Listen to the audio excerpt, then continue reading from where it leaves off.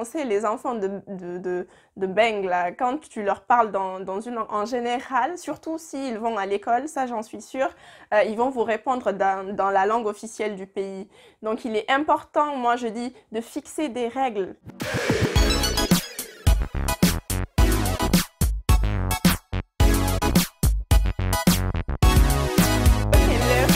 Hello! Bienvenue sur The Yelena Talk.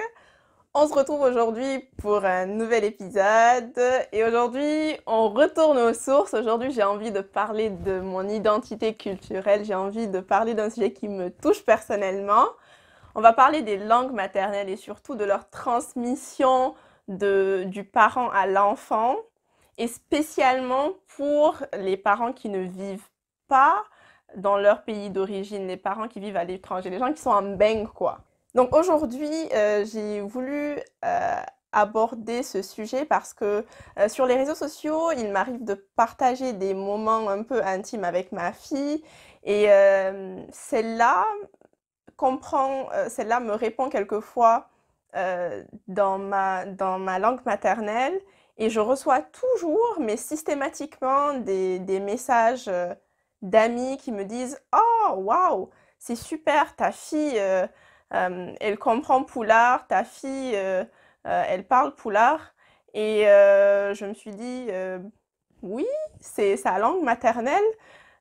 J'espère bien qu'elle le parle. » Donc, il faut savoir que quand ma fille est née, nous vivons à l'étranger, donc quand ma fille est née, l'environnement faisait que il y avait vraiment trois langues qui seraient présentes dans sa vie. Ça serait le poulard, le français et l'allemand.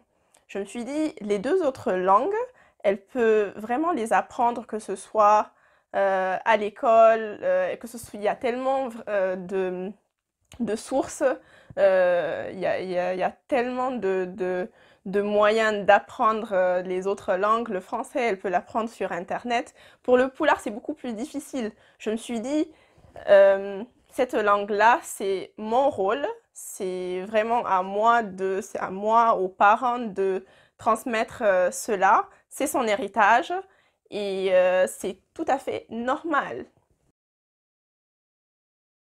Le problème, c'est que nous, en général, qui avons des langues vernaculaires et des langues officielles, on a un gros problème parce que on est limite bilingue. On parle beaucoup le français, même en famille. Alors que pour des gens qui sont immigrés, mais qui viennent de pays où ils n'ont qu'une seule langue officielle, c'est beaucoup plus facile pour eux. Ils n'ont pas à naviguer, à switcher d'une langue à une autre. Donc moi, à la naissance de ma fille, je suis quelqu'un qui parle beaucoup plus de français, par exemple, que de poulard, même dans le cercle familial. Je me suis dit, ok, si tu veux vraiment que ta fille, elle parle poulard, il faudra vraiment faire un changement radical. Il faut vraiment que tu fasses un effort conscient pour parler beaucoup plus français, parce que maintenant, c'est ton rôle.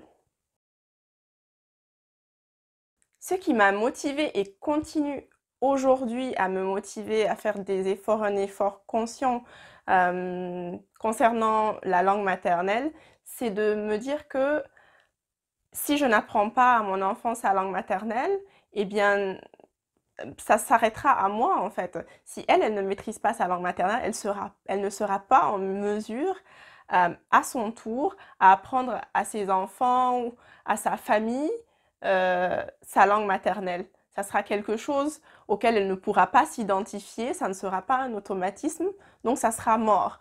Donc je me suis dit que quand ma fille part au pays, j'ai envie qu'elle sente qu'elle appartient à une communauté, j'ai envie qu'elle puisse communiquer avec d'autres personnes qui ne comprennent pas forcément français.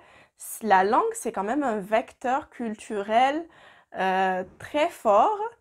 Le fait de parler une langue, le fait de parler la même langue qu'un individu vous rapproche déjà. Ne serait-ce que prenez comme exemple la francophonie. Quel est le lien qui unit des peuples de la francophonie? C'est la langue française. Si vous regardez un peuple aussi, le lien qui vous unit, c'est votre langue. Donc si vous euh, ôter cette couche, ce lien-là, c'est quand même très dommage. Aujourd'hui, nous sommes les gardiens de la pérennité de nos langues, qu'on le veuille ou non.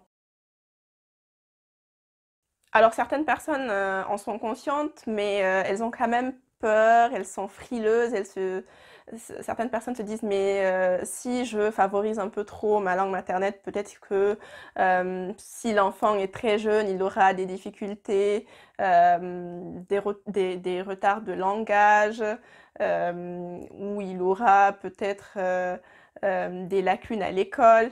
Il faut savoir que c'est vrai que les enfants d'après les études et ce qu'on peut constater, les enfants qui baignent dans plusieurs langues dans leur environnement familial commencent, oui, peut-être un tout petit peu plus tard que les autres et n'ont pas forcément le même niveau de vocabulaire, mais il ne faut pas avoir peur. Les enfants, c'est des êtres qui apprennent très vite et ils rattrapent toujours donc ce retard. Et quand il s'agit aussi du vocabulaire, si vous avez peur que votre enfant, par exemple, n'ait pas forcément un aussi bon vocabulaire que ses camarades, faites-lui de la lecture, les comptines. Il y a beaucoup d'autres moyens de développer son vocabulaire dans les langues. Et faites que la langue maternelle soit vraiment ce lien émotionnel entre le parent et l'enfant. Alors, je tiens à préciser donc que je vous laisserai les différentes références en commentaire pour que vous puissiez faire vous-même vos recherches, fouiller et voir quelles sont les réponses des scientifiques à ce sujet-là. Donc, ce que je voulais aussi, c'était vous apporter donc les avantages de plusieurs langues ou d'enseigner la langue maternelle, de parler sa langue maternelle à son enfant. Sa langue maternelle, on dit maternelle, mère-enfant ou parent-enfant. La langue maternelle, déjà, permet à l'enfant de s'identifier à quelque chose, de créer un lien. Et il faut aussi savoir que ça a de très gros avantages au niveau du développement cognitif de l'enfant. Parce que le fait de naviguer entre deux, voire plusieurs langues, c'est de la gymnastique pour le cerveau. Le cerveau, c'est un muscle et plus il travaille, plus il se développe. Donc comme l'enfant, quand on s'adresse à lui, il doit identifier la langue et ensuite il doit puiser, il doit choisir lui dans ses cases quelle est la langue à utiliser. Ça fait vraiment travailler son cerveau et donc son cerveau se développe. C'est des enfants qui sont beaucoup plus créatifs, qui sont beaucoup plus flexibles. On parle même de réduction de faible taux d'Alzheimer chez les enfants qui parlent plusieurs langues. C'est tout bénef. Donc c'est plus facile pour les enfants qui parlent déjà 2, 3 langues, voilà, qui sont multilingues, d'apprendre une langue supplémentaire parce que c'est un exercice qu'ils connaissent déjà, donc qui est beaucoup plus évident pour eux. Alors comment moi je fais, comment j'ai fait, je continue de faire de manière quotidienne. Euh, Déjà, j'ai changé mes habitudes, je parle plus poulard qu'autre chose, même si quelquefois, quand on ne fait pas attention, on switch dans d'autres langues, mais je fais vraiment un effort conscient et plus je fais cet effort, plus ça devient un automatisme. Et moins j'ai besoin de faire d'efforts pour parler poulard. Je ne sais pas si j'arrive à me faire comprendre. Les études montrent qu'il faut au minimum 30% d'exposition à une langue pour que l'enfant puisse prendre cette langue-là et donc pouvoir la comprendre et aussi la parler. Ce que je fais, c'est que voilà, je lui chante la seule comptine que je connais. L'une des seules comptines que je connais en foulard, je la lui chante souvent. Euh, je lui parle vraiment dans ma langue. Les moments tendresse sont échangées dans ma langue. C'est très important. Je sais que même quand elle joue, quelquefois, le fait de jouer à la maman, par exemple, avec ses poupées, elle parle à ses poupées, par exemple, en poulard, ce que je trouve tellement cute.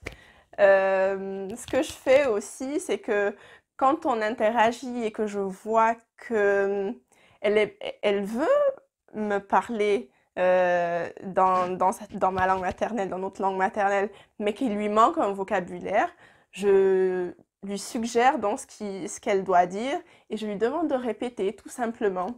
Et les enfants, ils apprennent tellement vite. Voilà, c'est en gros ce que je fais.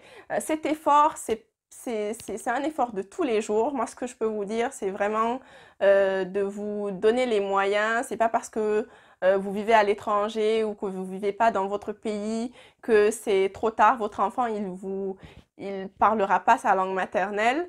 Il faut y croire. Il faut vous-même faire l'effort parce que c'est trop facile. On sait, les enfants de Beng, là, quand tu leur parles dans une langue en général, surtout s'ils vont à l'école, ça j'en suis sûre, ils vont vous répondre dans la langue officielle du pays. Donc il est important, moi je dis, de fixer des règles. Il faut fixer des règles. J'ai une voisine à moi qui vient d'un pays de l'Est. Et sa fille a aujourd'hui une trentaine d'années, je pense. Elle est née dans ce pays, c'est-à-dire à l'étranger, mais elle échange avec sa mère dans la langue de leur pays d'origine. Et je trouve ça tellement beau. Ça ne l'a pas empêché de s'intégrer dans son pays d'adoption, mais elle a permis quand même à sa fille de garder donc ce lien avec son pays d'origine. Je trouve ça tellement beau. Et elle m'a dit, ce que moi j'ai fait, c'est qu'il y avait une règle simple.